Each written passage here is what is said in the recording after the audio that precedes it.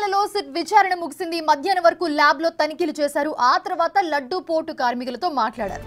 అనంతరం తిరుమల నుంచి తిరుపతికి పయనమయ్యారు సిట్ కమిటీ.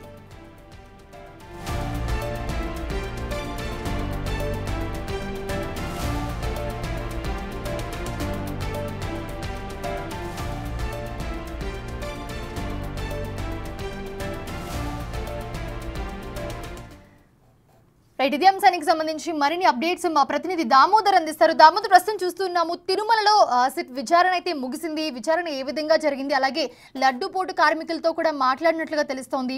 ఎలాంటి అప్డేట్స్ ఉన్నాయి?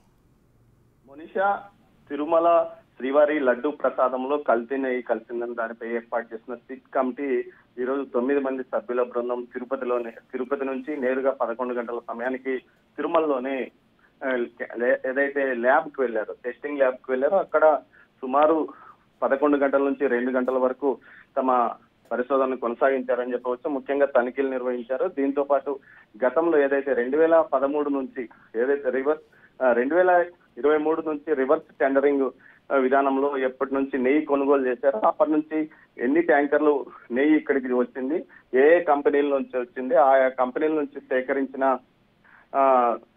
శాంపిల్స్ ఎక్కడున్నాయి, వాటితో పాటు శాంపిల్స్ వివరాలను ల్యాబ్ టెస్టింగ్ చేసిన తర్వాత ఎన్ని రిజెక్ట్ అయ్యాయి, ఎన్ని ఓకే చేశారు మీరు అన్న విషయాలతోనే వాళ్ళు తనిఖీలు నిర్వహించారు. ఈ సందర్భంగా సుమారు 4 గంటల పాటు ఇటు 9 మంది సిట్టు బృందం సభ్యులతో పాటు మరికొంతమంది అదనంగా స్థానికంగా ఉన్న విజిలెన్స్ సిబ్బందిని కూడా వారు వినియోగించుకున్నారు. మరోవైపు అక్కడున్న ల్యాబ్ లో పనిచేస్తున్న సిబ్బందితో కూడా మాట్లాడారు.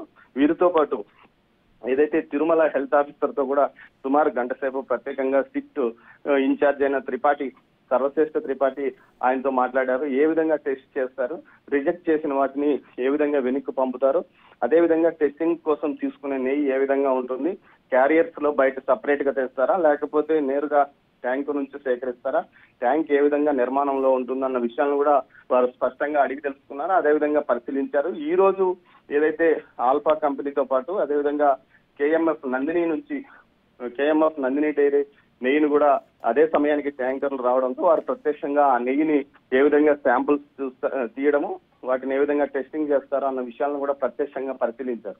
మొత్తం మీద ఏదైతే ఏఆర్ డైరీకి సంబంధించిన 4 ట్యాంకర్లను రిజెక్ట్ చేసినట్లు వారు తెలిపారు. అదేవిధంగా 6 ట్యాంకర్లు వినియోగం చేసినట్లు కూడా తెలిపారు. ప్రాథమికంగా ఈ ఏ టెక్నాలజీ వాడుతున్నారు, ఇది ఎన్డీడీబీ ల్యాబ్ తో సరిపోతుందా, లేకపోతే మీ దగ్గర ఉన్నది ప్రాథమిక స్థాయినా పూర్తి స్థాయిలో అటు వెజిటబుల్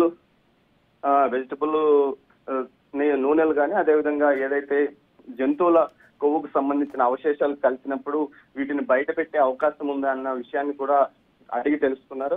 అయితే ప్రాథమికంగా ఎన్డీడీబీ ల్యాబ్ స్థాయి తమది కాదని, కొంత పరిశోధన ఇక్కడ కొంత రిజల్ట్ వస్తుందని కూడా అధికారులు చెప్పినట్టు తెలుస్తుంది. ముఖ్యంగా శ్రీవారి విషయంలో ఏదైతే ఏ కంపెనీ కూడా ఈ విధంగా అడ్డగోలు వ్యాపారాలు చేస్తుందని భావించడం గతంలో మేము అలాగా ఉన్నాం. కానీ ఏదైతే ఏఆర్ డైరీ నుంచి వచ్చిన నెయ్యి విషయంలో జాతీయ స్థాయిలో ఉన్న డైరీలు ఈ విధంగా బయటపడడం తమకు కూడా ఆశ్చర్యాన్ని కలుగజేస్తుందని ఈ సందర్భంగా టెక్నికల్ సిబ్బంది సిట్ అధికారులకు తెలిపినట్లు తెలుస్తోంది. అదేవిధంగా ఏదైతే వైష్ణవి డైరీ నుంచి వచ్చిన నెయ్యి కూడా రిజెక్ట్ అయిన పరిస్థితి, చాలా వరకు నెలకు ఎన్ని ఏదైతే నెయ్యి ట్యాంకర్లు రిజెక్ట్ అవుతున్నాయి, ఎన్ని ఓకే అవుతున్నాయి, ఎలాంటి అవశేషాలు కలుస్తున్నాయి అన్న విషయాన్ని వారు ఏడాది కాలం రిపోర్ట్స్ అన్ని తీసుకున్నట్టు తెలుస్తుంది.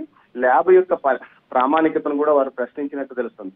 మొత్తం మీద దీనికి సంబంధించి ల్యాబ్ కు సంబంధించి అత్యంత కీలకం ల్యాబ్ టెస్టింగ్స్ కావడంతో వాటి విషయాలు పూర్తిగా తీసుకున్నట్టు తెలుస్తుంది. అదేవిధంగా ఏదైతే మొదట్లో తాము ఏఆర్ డైరీకి సంబంధించిన 4 ట్యాంకర్ల నెయ్యిని రిజెక్ట్ చేశామో ఆ తర్వాతనే వాటిని మైసూరులోని ఎన్ఆర్ఐ ల్యాబ్ తో పాటు అదేవిధంగా అహ్మదాబాద్ లోనే ఎన్డీడీబీ ల్యాబ్ కు పంపించినట్లు కూడా వారు ఈ సందర్భంగా తెలియజేశారు.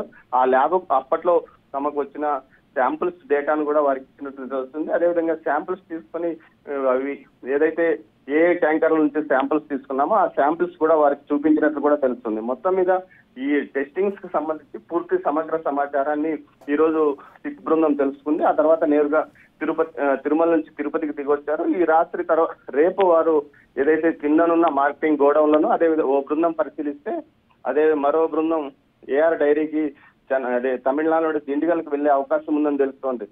Right, thanks for the updates Damodar.